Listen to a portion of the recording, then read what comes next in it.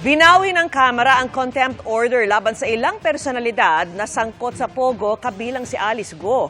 Cited in contempt naman ang isang dating PDEA official dahil umano sa pagsisinungaling pero hindi muna ipakukulong alang-alang sa diwa ng Pasko. Nakatutok si Tina Panganiban Perez.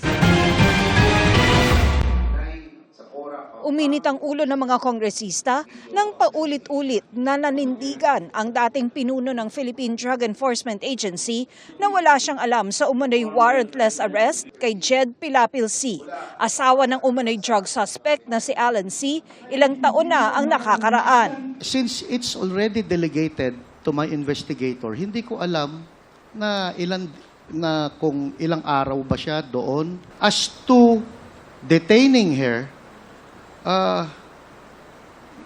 no personal knowledge ako, Mr. Chair. DG, ikaw ang head of the agency. Kailangan po alam nyo yun. And I don't lie, Mr. Chair. You're not lying, you lie! Just a few minutes ago,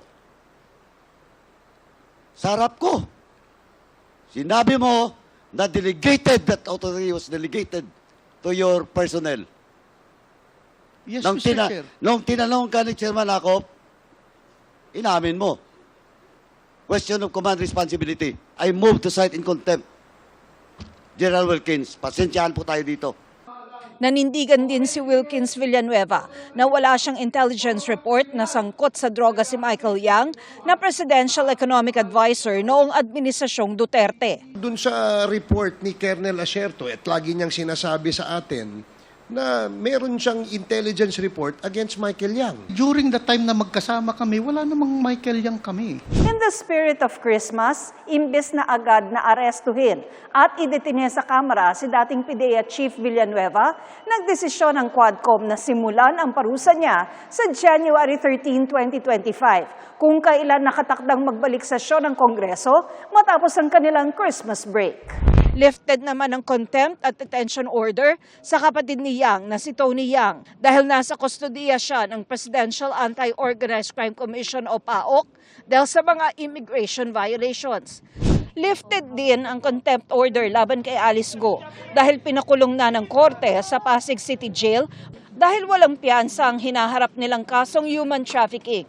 Pinawalang bisa na rin ang contempt order kay Cassandra Ong na konektado umano sa ilang pogo dahil sa medical condition nito. Bagamat humiling na ang PAOK ng precautionary hold departure laban sa kanya.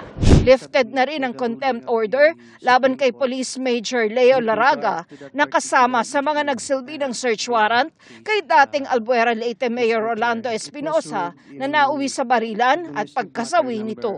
Para sa GMA Integrated News, Tina Panganiban Perez, nakatutok, 24 oras.